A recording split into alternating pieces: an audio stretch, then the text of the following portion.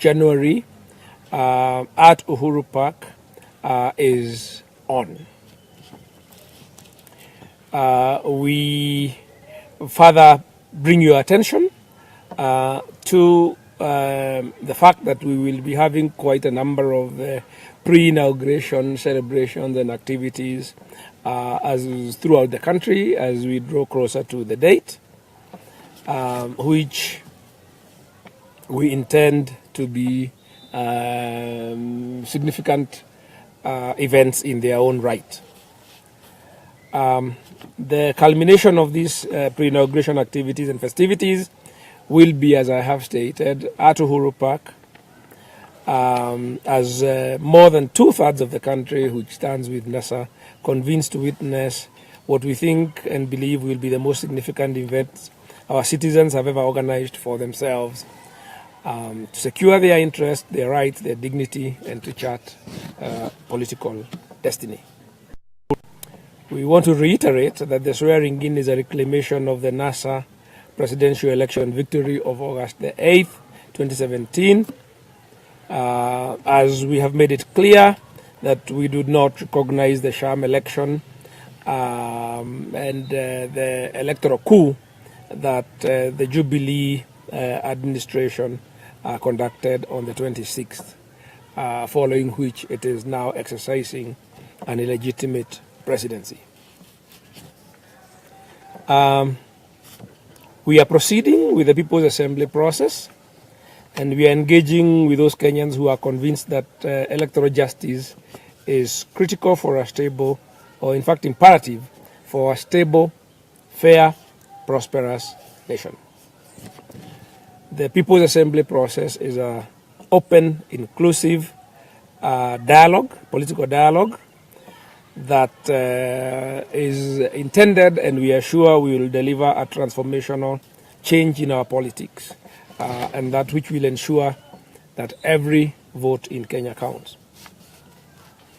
We have so far had sittings of the People's Assembly in the coast, actually 2 of them, one in Kilifi and one in Mombasa on Sunday, in Western, the former Western province, which called itself the Luhya or Mulembe Nation.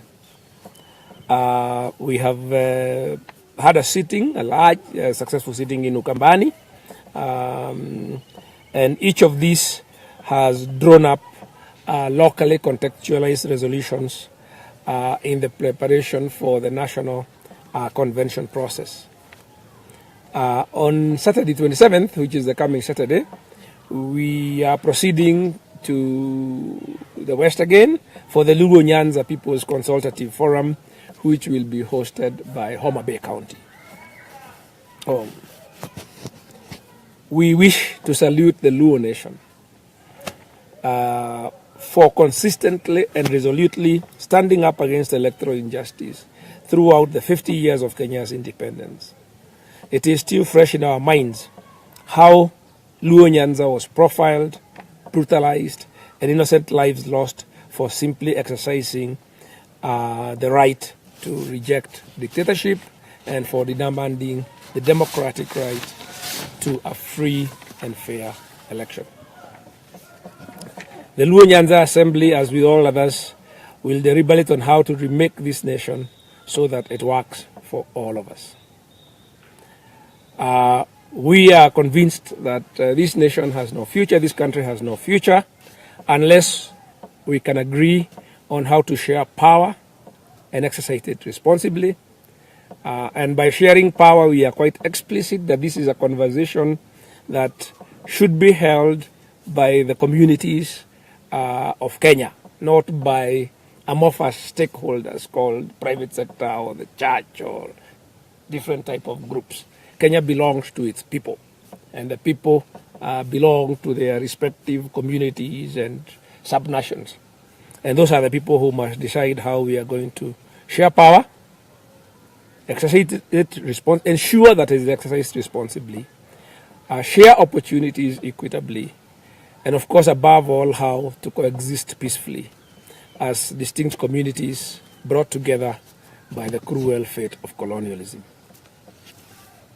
So from the Homa Bay People's Assembly on Saturday, we will officially launch our nationwide pre-inauguration festivities as we prepare to converge on Uhuru Park to exercise our sovereignty so that we can bestow our sovereignty and delegate our sovereignty to those leaders who we believe we elected for ourselves on the 8th of August 2017. Thank you very much. We are now prepared to take your questions.